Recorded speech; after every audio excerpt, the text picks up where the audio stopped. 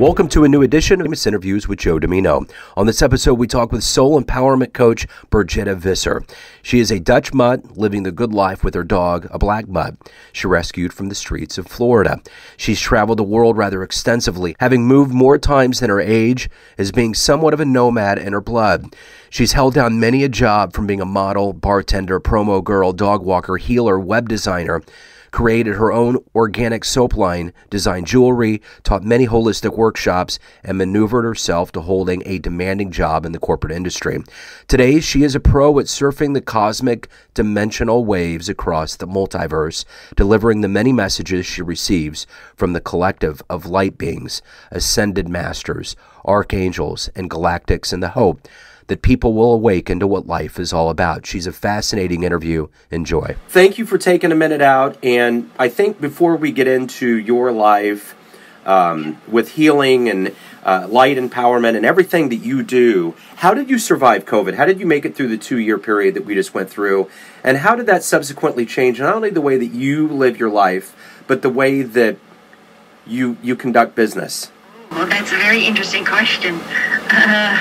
You know, I mean, I haven't had a TV in a long time, so I don't really live in that 3D reality, so to speak, right? But it changed me in a different way. I think I mean, that's when I started to finish writing my book, and I reflected so much on the world and everything that was happening, but I also, traveled inward and did a lot more healing. And for me, to me, COVID is something positive. I call it's a label. Everything is a label. But it's something positive, right? Because people have this fear of dying, right? But isn't it really, well, they have a fear of dying, but they also have a fear of living. So which is it? And to me, we're all energy. And it was just, I mean, I've never had any issues. But then I am very aware. And I know exactly when my body shuts down or something is wrong. And I go in for a healing session with a great healer called Louise Rhodes, and she does it virtual. And no matter what pains I've got, it's after one session, it's gone. And of course, I started doing my meditation practice again, so that really helped. But I think for me overall, it was very positive. It made me realize what I wanted to do in life, because you had to stand still. And some people, yes, I work like crazy, especially in the corporate world. I work 50 to 60 hours a week. But everything that I aspire to become is now happening. That's wonderful. And I think I hear that more and more about this time period. It's almost as though people are a little hesitant to be as positive about it, but I think there's a lot that happened with the world slowing down, recalibrating where you're at and what you want to do. And with everything that you are and that you do, I want to not simplify what you do, but make it easy for people to understand. So I'm going to put you in front of a bunch of third graders at a career day. One of the kids looks up at you and says, "What do you do for a living?" How do you explain it? There are two things. Like I said, I'm in the corporate work. I work in oil and gas standardization. And the other part is that spiritual part where I inspire people to become their most authentic selves. And that is a word, Joe, that's overused. Like, what's authentic? Well, what does it even mean? It means that you accept one another. First of all, you accept one another. And that's where the soul empowerment, because I'm a soul empowerment coach. So it says it in the wording. Yeah. I empower people to return to a love for their own soul, so to speak.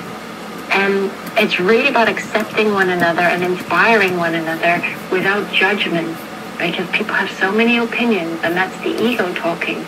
But it's just simply learning to listen, learning to communicate from the heart, and living from the heart rather than from the mind, the analytical mind, and just accepting one another, embracing one another like the brothers and sisters we are. I think that's the thing that I've found really refreshing about doing podcasting, is that it's opened up a portal in me to understand so many people like you that are doing such wonderful work. And I think it is very powerful for all of us to put our walls down and to accept each other and to find that that middle, that soul that we all have. Absolutely. And for me, I mean, especially the last couple of years, I mean, my labels are gone. I have no shame. I have no fear. Because why should we have that? That's society that's created that. And because of everything that I went through, I carried that with me. And I pretty much, I did so many things. I mean, I was in toxic relationships. I dabbled in drugs. I starved myself. I was in the abusive modeling industry.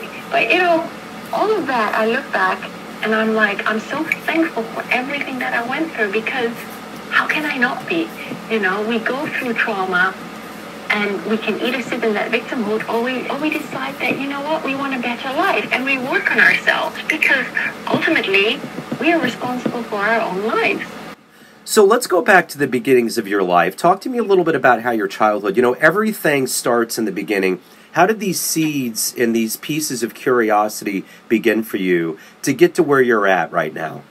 So when I start back to my childhood, well, I always say, it's quite funny. I always say we're all star seeds, right? We're all from the stars, so to speak. And I call it we're pods. We're seeds in a pod, soul in a bod.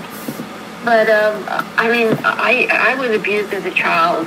I think I was like 10, 11, and it wasn't my dad, it was by a friend of the family. But back in the 80s, life was very, very different. It's not like it is now, where people are far more open. And so the thing is, I kept that inside of me. And so I had a couple of run-ins with some other very pervy men in Malaysia, where I grew up. I actually grew up in Singapore, Malaysia. But when you don't heal that trauma, you create another bit of trauma, because that toxicity stays within you, that negative energy, that fear and everything stays within you.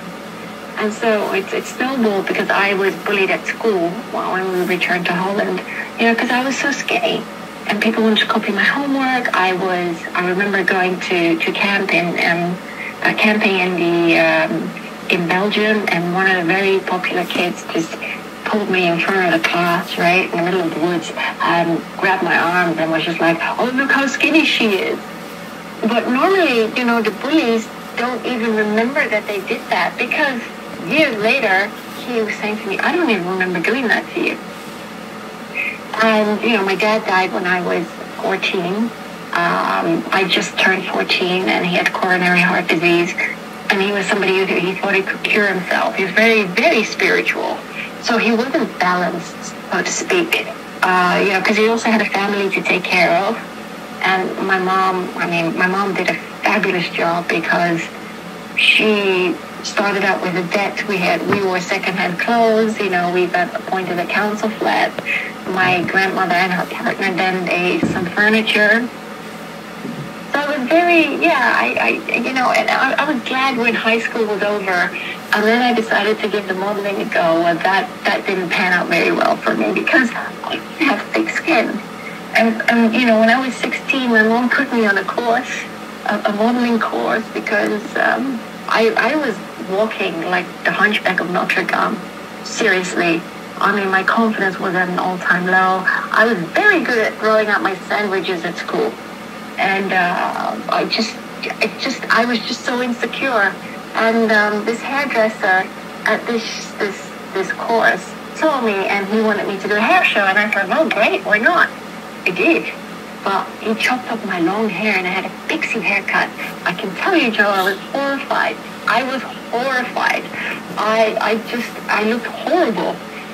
So that didn't do me any favors. But, I tried. I gave the modeling a go. But even there's so much abuse. And, I mean, I was abused there. And, stylists and makeup artists and photographers, they just feel you up.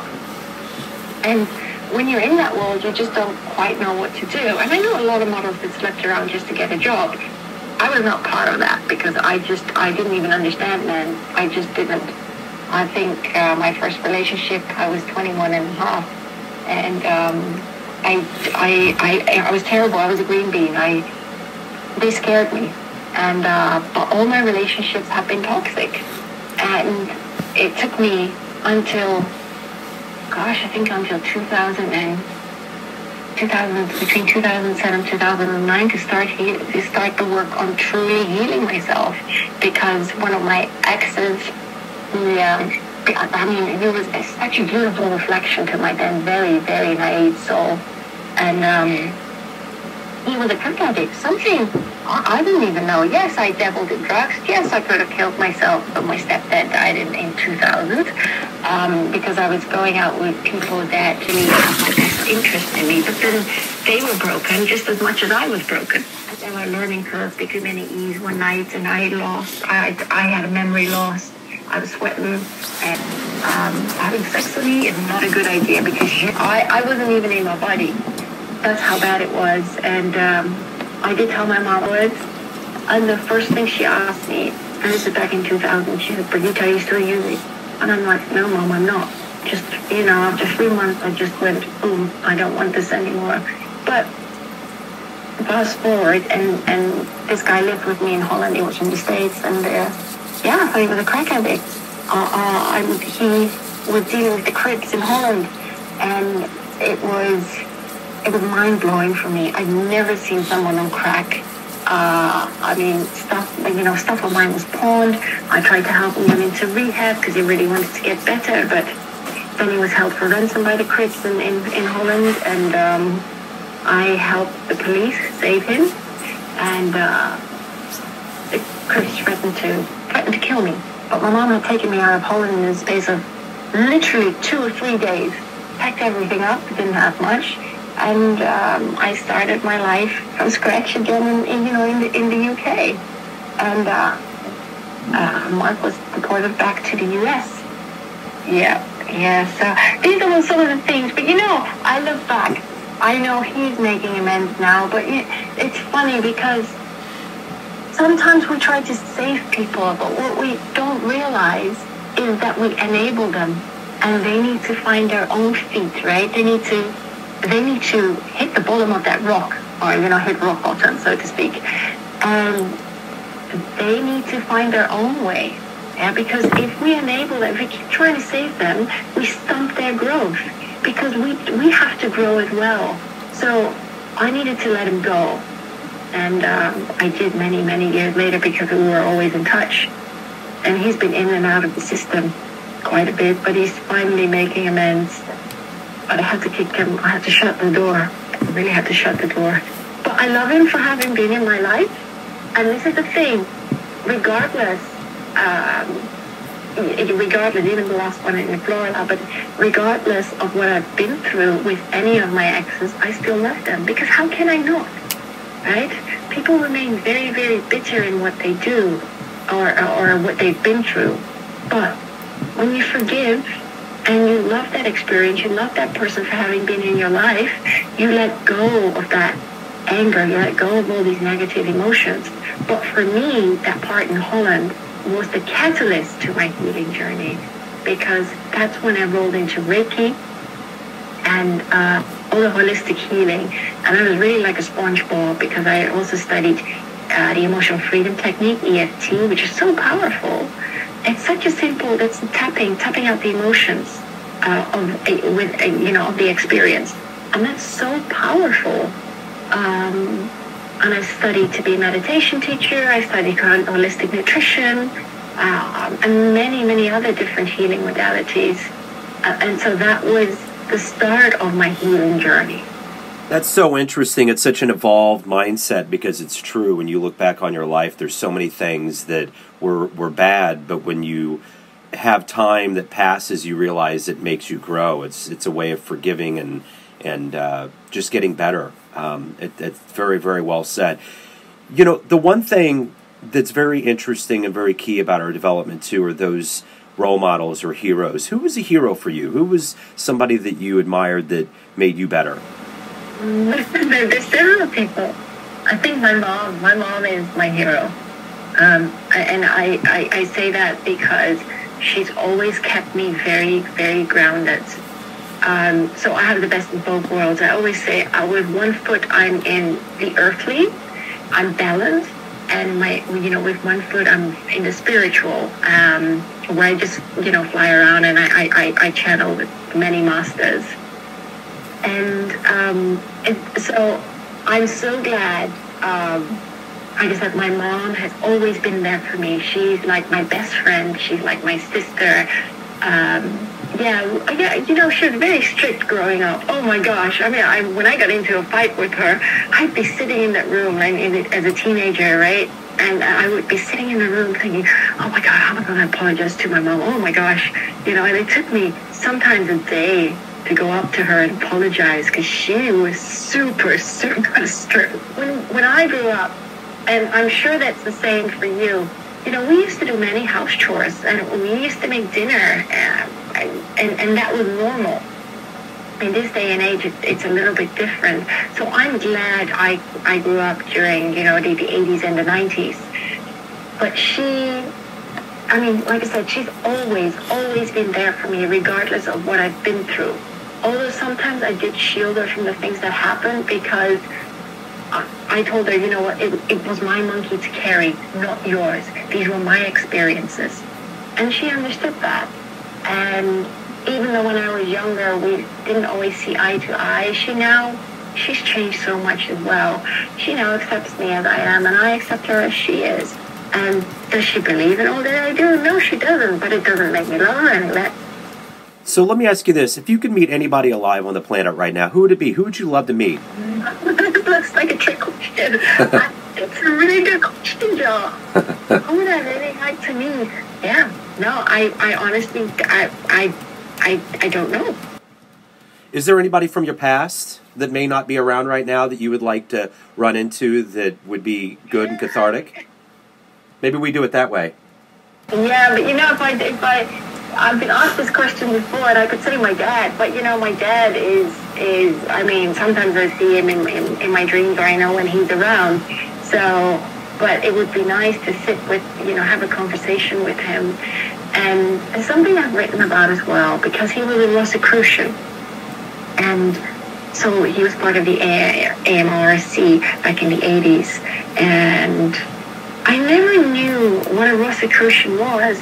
I do remember when I was 16, I wrote a letter to the Rosicrucian Order in Holland, in The Hague, saying that they killed my dad, and I was really upset about it, And in that letter, I remember writing, how can you tell someone that they can cure themselves when there is medication, right? My dad needed his medication, and he refused to take it.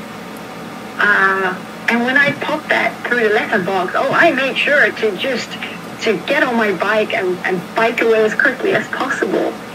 But now that I understand the Rosicrucians, because the Rosicrucians talk about alchemy, and I talk a lot about alchemy, and it was only that I recently found out when I was writing my book. I was like, oh my gosh, everything's clicking, because I work a lot with the Ascended Master Saint Germain. And alchemy is really about turning lead into gold. But it's really transforming the heaviness, the lead of yourself, into the brilliance of the light that you are, to enlighten yourself, right? You lighten the burden, that's what you do. And that's transformation.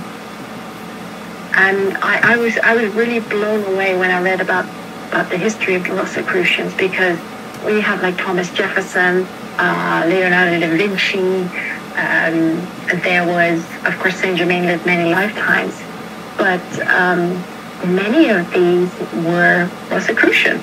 The one thing, too, that I think we learned even over the pandemic was how instrumental art has been to us, whether it's reading or, movie, film, whatever. What art in your life has been instrumental? When you were growing up, what was the book and the album? What was the art that really moved you? There have been several books. As a child, as a child it was different, right? Because I read I read kids' books. But many instrumental books. The one book that I really loved is it's called The Alchemist by Paulo Coelho. I'm sure you've heard of it. Yeah, I actually live with 3 generations of women, and they do Reiki, and they're very spiritual, and my mother-in-law actually recommended, and I read it. It's a wonderful book. And I still have it. It's very, very yellow now. I have it.